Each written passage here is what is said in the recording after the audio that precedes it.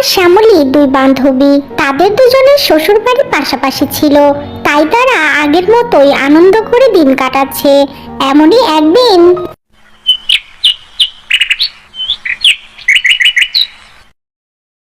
এই নে শ্যামলী, তোর জন্য ইলিশ মাছ রান্না করে এনেছি, খেয়ে বলিস কেমন লাগে। তা না হয় বলবো, কিন্তু তুই কষ্ট করে কেন আনতে গেলি?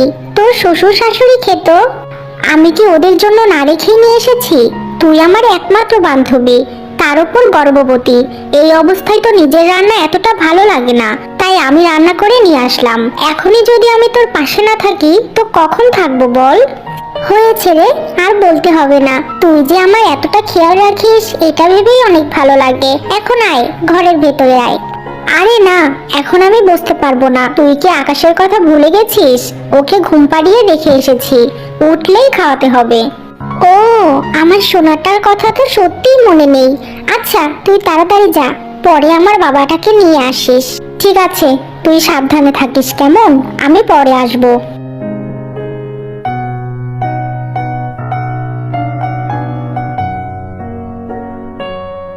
কোথায় গিয়েছিলে তুমি?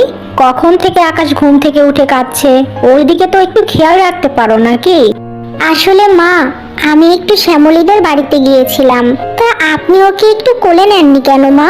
কোলে নিলেই তো ও থেমে যেত। তুমি আমাকে আবার উল্টো প্রশ্ন করছো কেন? তোমার ছেলেকে কি তুমি ছাড়া কেউ থামাতে পারে? কত চেষ্টা করলাম, কিন্তু থামছেই না। ও, ভুল হয়ে গেছে মা। আচ্ছা, আমি বাবুকে সামলাচ্ছি। এই বলে তিয়াশা তার ছেলের কাছে যায় আর তার ছেলেকে কোলে নিয়ে ফিডারে দুধ খাওয়ায়। এরপর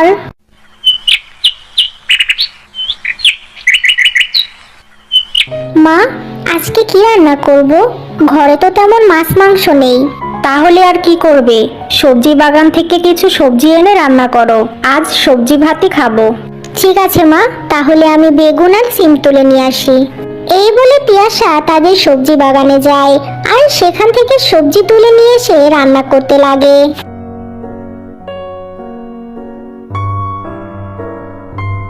তিয়াশা ভাবি, শ্যামলী ভাবির অনেক পেটে ব্যথা করছে, হয়তো এক্ষুনি ডেলিভারি হবে। আপনি তাড়াতাড়ি সেখানে যান, আপনাকে ডাকছে। কি বলছো? তাহলে আমাকে আরো আগে কেন জানাইনি? ইস, কি যে কষ্ট হচ্ছে শ্যামলীর। চলো, তাড়াতাড়ি চলো।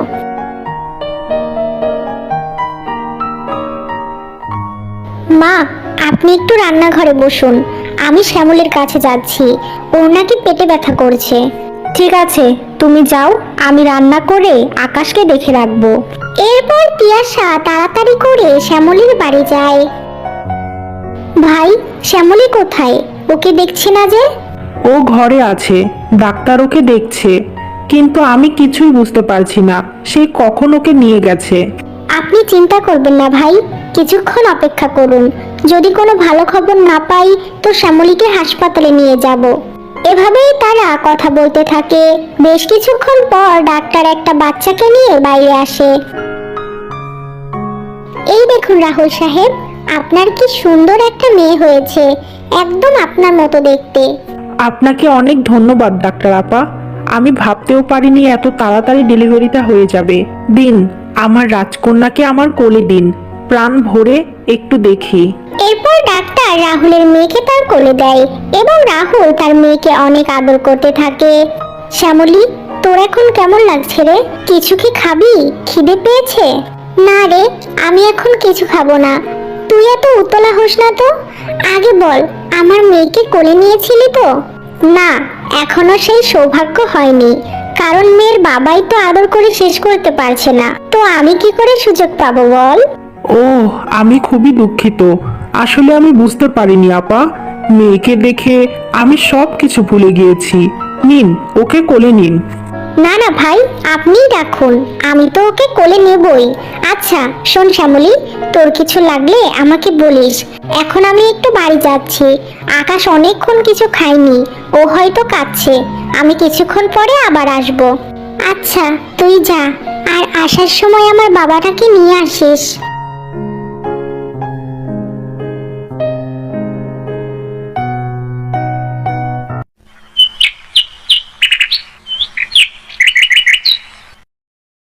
কি রে, কি করছিস মেয়েকে নিয়ে? কি আর করব, ওকে খাইয়ে ঘুম পাড়ালাম। এটাই তো এখন আমার কাজ। শ্যামলী, আমরা যা চেয়েছিলাম তাই তো হলো। তোর কি সবকিছু মনে আছে নাকি ভুলে গিয়েছিস? ভুলবো কেন তিয়াশা, খুব মনে আছে। দেখ, আকাশের সাথে কিন্তু আমার মাহিকে খুব মানাবে। মানাতে তো হবেই, কারণ ওদের জন্মের আগেই তো ওদের দুই মা সবকিছু ঠিক করে রেখেছে। কিন্তু তিয়াশা, আমাদের বলা কথাগুলো যে এভাবে সত্যি হয়ে যাবে তা তো কল্পনাতেও ভাবিনি। সত্যি সত্যি তোরই ছেলে হলো আর আমারই মেয়ে হলো। হ্যাঁ, সবই যখন মিলেছে তখন ওরা একটু বড় হলেই সেই ভালো কাজটা করে ফেলি। কি বলিস তুই? করব, কিন্তু এসব করার আগে সবাইকে সবকিছু জানাতে হবে। এভাবে তারা কথা বলতে থাকে। দেখতে দেখতে কয়েক বছর কেটে যায়। এখন আকাশ আর মাহি বেশ কিছুটা বড় হয়েছে, তাই তিয়াশা আর শ্যামলী ঠিক করে এই বয়সেই তাদের দুজনকে তারা বিয়ে দিয়ে দেবে।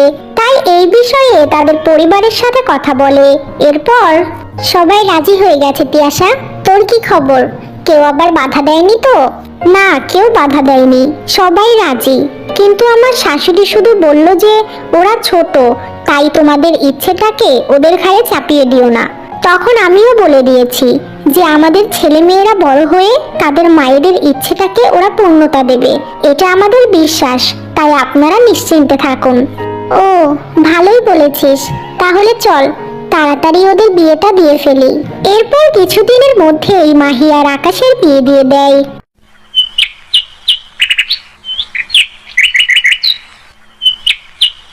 আচ্ছা আকাশ, মা বলেছে তুই নাকি আমার স্বামী আর আমি নাকি তোর বউ, কিন্তু এই স্বামী আর বউ মানে কি?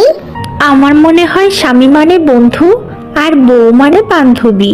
এই সম্পর্কটাকে টিকিয়ে রাখার জন্য বিয়ে দেওয়া হয়। ওই যে কিছুদিন আগে যেটা হলো সেটার নাম বিয়ে। বুঝলাম। তাহলে তুমি শোনো, কখনো কিন্তু আমাকে ছেড়ে যেও না আর আমাকে বকাও দেবে না, ঠিক আছে? এখন থেকে আমরা খুব ভালো বন্ধু হব। ঠিক আছে, এবার চলো মাহি, আমরা খেলি। এরপর তারা দুজনে খেলতে থাকে। নে বাবা, আজকে তোর পছন্দের মাংস রান্না করেছি, খেয়ে বলতো কেমন হয়েছে। মা, দেখেই মনে হচ্ছে খুব ভালো হয়েছে। তুমি একটা কাজ করো, একটা বাটিতে মাহির জন্য একটু মাংস দিয়ে দাও, আমি খেয়ে ওকে দিয়ে আসবো। ওরে বাবা, আমার ছেলেটা এত বোঝা শিখে গেছে, নিজের আপনজনের প্রতি এত দায়িত্বশীল। দেখেছো আকাশের বাবা?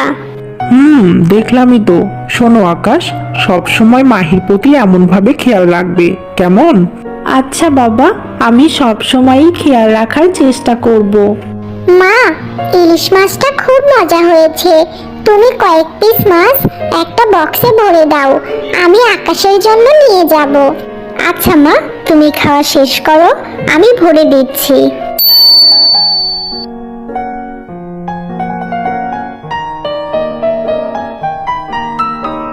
তুমি কোথায় যাচ্ছ আকাশ? আমি তোমার কাছেই যাচ্ছিলাম। এই দেখো, তোমার জন্য আমার মায়ের হাতের মাংস রান্না নিয়ে এসেছি। নাও, এটা তুমি খেও। ও তাই নাকি? এই নাও, এটা তোমার জন্য।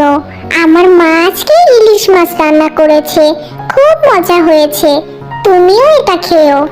এরপর তারা দুজন দুজনকে খাবারটা দিয়ে সেখান থেকে চলে যায়।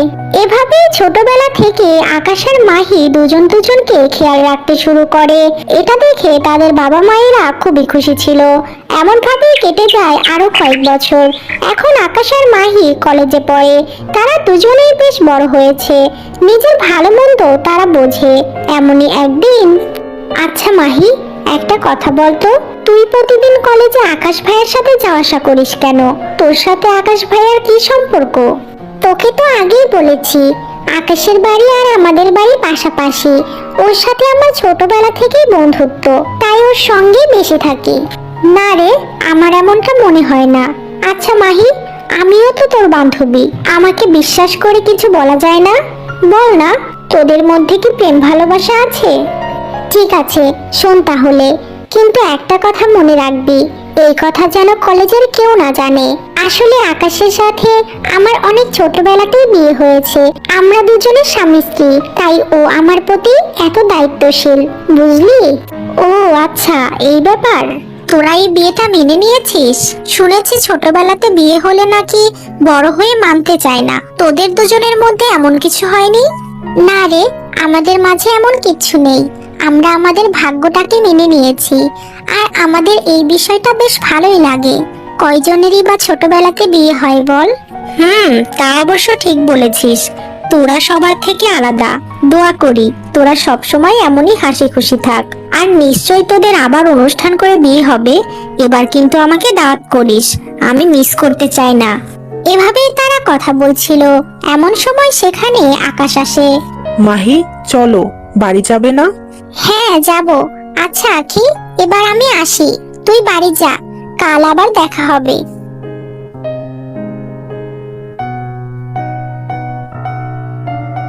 কি হলো আকাশ, তুমি আমাকে এখানে নিয়ে আসলে কেন? বাড়ি যাবে না? সব সময় এত বাড়ি যেতে চাও কেন মাহি? আমার সাথে কি তোমার একটু গল্প করতে মন চায় না? তুমি তো আমার বউ, তোমার সাথে তো আমার কিছু কথা থাকতে পারে নাকি? থাকতে তো পারেই। তা বলেন স্যার, কি বলবেন? আমি শুনছি। আর বাড়ি যেতে চাইবো না। আচ্ছা মাহি, তোমার সাথে তো আমার সেই ছোটবেলাতেই বিয়ে হয়েছে। তখন তো তুমি আমি কিছুই বুঝতাম না। এখন বড় হয়ে আমাকে তোমার স্বামী হিসেবে কেমন লাগে? আফসোস হয় না তো? আফসোস হবে কেন? আমার বাবা মায়ের পছন্দ অবশ্যই খারাপ হবে না। আমার কাছে তুমিই সেরা। আমি তোমাকে তখনও পছন্দ করতাম, এখনো করি। ও, তাহলে তো ভালো। কিন্তু আমার না তেমন একটা তোমাকে এখন ভালো লাগে না। এবার কি করব? কি আর করবে? যদি সত্যি তোমার ভালো না লাগে, তাহলে আর নতুন করে বিয়ে করার দরকার নেই। আমি বাবা মাকে বুঝিয়ে বলবো, কিন্তু জোর করে তোমাকে আমি পেতে চাই না। আরে পাগলি, তুমি মন খারাপ করছো কেন? আমি তো মজা করলাম। ছোটবেলা থেকেই তোমাকে আমি ভালোবাসি, আর এখন আরো বেশি ভালোবাসি। তোমাকে ছাড়া আমি আর কাউকে বিয়ে করব না। তুমি খুব দুষ্টু, শুধু শুধু মজা নাও। আমার না তোমাকে হারানোর খুব ভয় করে। আল্লাহ না করুক, যদি তোমার আমার আবার বিয়ে না হয়, তাহলে তো আমি মরেই যাব। তোমাকে আমি ছোটবেলা থেকেই স্বামী হিসেবে ভালোবেসেছি, কি করে তোমাকে ভুলে থাকবো? কেন এমন ভাবছো? এসব কিচ্ছু হবে না। আমাদের মায়েরা তো আমাদের বিয়ে দিয়েছে, তাহলে আর বাধা কিসের? আচ্ছা বাদ দাও, এবার চলো বাড়ি যাই।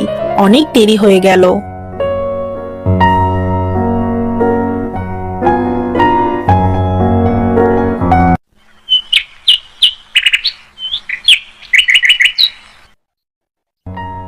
মা! কি হলো? মাহির ঘর থেকে এমন চিৎকারের শব্দ আসলো কেন বলো তো? এসব কথা বাদ দিয়ে তাড়াতাড়ি ঘরে চলো, দেখি মেয়েটার কি হলো।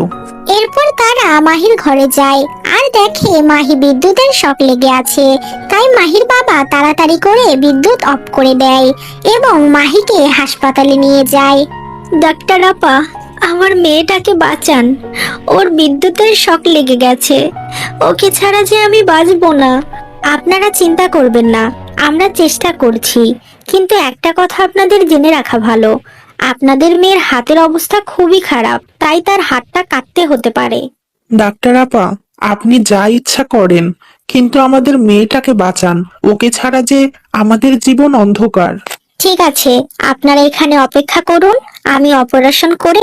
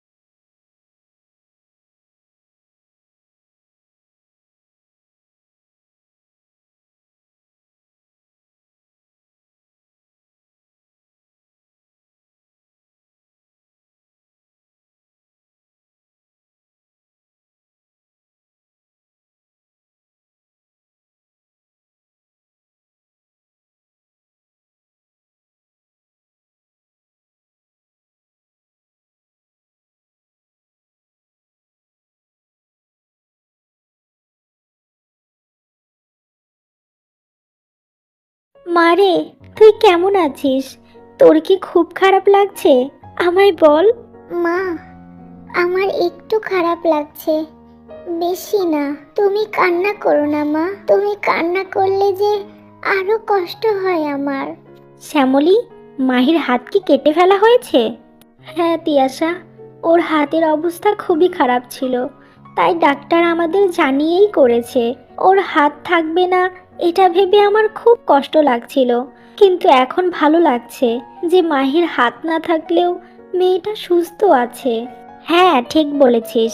এবার চল আমরা বাইরে যাই, বেশিক্ষণ এখানে থাকা যাবে না, পরে না হয় আবার আসবো। এরপর তারা সবাই বাইরে যায়। এভাবেই কিছুদিন মাহি হাসপাতালে থাকার পর সুস্থ হয়ে বাড়ি ফিরে আসে।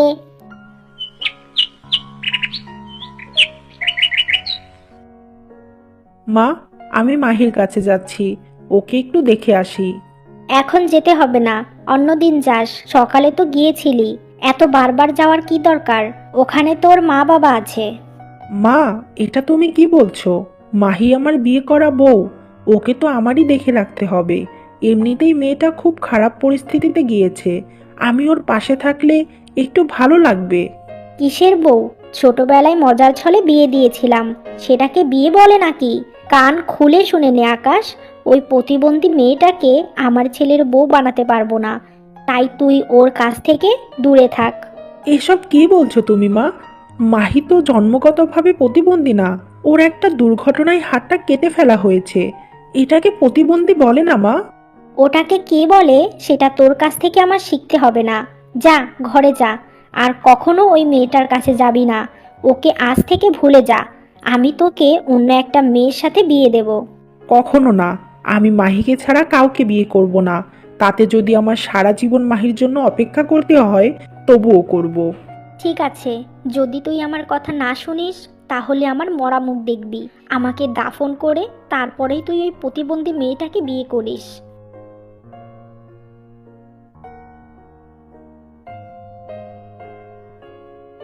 মা শোনো, তুমি এসব কি বলছো? কেন এরকম করছো? মাহির হাত নেই বলে তুমি ওকে এভাবে শাস্তি দিতে পারো না। এভাবেই আকাশ তার মাকে বোঝানোর চেষ্টা করে, কিন্তু তিয়াশা কোনো কথাই শোনে না। বলি, তুই হঠাৎ আমাদের বাড়িতে কিছু বলবি? না, তেমন কিছু না। বলছিলাম তোরা কেউ আমাদের বাড়িতে যাচ্ছিস না কেন? কিছু কি হয়েছে? মাহি কত আকাশের কথা বলে, তাই ভাবলাম তোর কাছে একটু আসি। কি হবে? কিছুই হয়নি। আর তোর মেয়েকে বলে দিস আকাশ আর তার কাছে যাবে না, তাই মাহি যেন আকাশকে না ডাকে। কেন, কি হয়েছে যে আকাশ আর মাহির কাছে যাবে না? কারণ আকাশ আর তোর মেয়েকে বিয়ে করতে চায় না, তাই আমি চাই না আমার ছেলে তোদের বাড়িতে যাক। শোন শ্যামলী, তোরা দেখে শুনে মাহির বিয়ে দিয়ে দিস, আর আগের সমস্ত কথা ভুলে যাস। তিয়াশা, তুই আমার সাথে এমন করছিস? তোর কি মনে নেই মাহি আর আকাশের আমরা বিয়ে দিয়ে দিয়েছি? এখন কি করে ওদের ভিন্ন করব? এটা সম্ভব না। কেন সম্ভব না? সব সম্ভব। আমার আকাশ দেখতে কত সুন্দর, ওর সাথে কি তোর প্রতিবন্ধী মেয়েটাকে মানায়? আমি কিছুতেই আমার আকাশকে তোর মেয়ের সাথে বিয়ে দেব না। ও, এই ব্যাপার।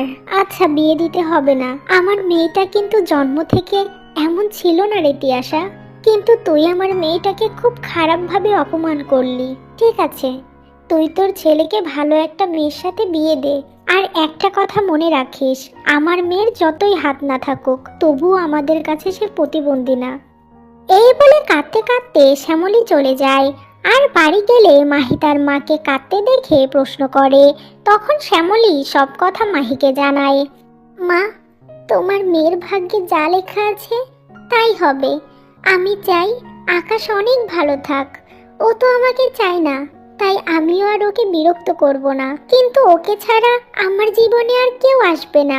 আমি ওকেই ভালোবাসি আর সারা জীবন বাসবো, কিন্তু কখনো কাউকে বুঝতে দেব না। এভাবেই তারা মা মেয়ে কথা বলতে থাকে। অন্যদিকে তিয়াশা তার ছেলেকে বিয়ে দেওয়ার জন্য মেয়ে খোঁজা শুরু করে। এমনভাবে কেটে যায় বেশ কয়েক মাস, আর আকাশের বিয়ে ঠিক হয়ে যায়।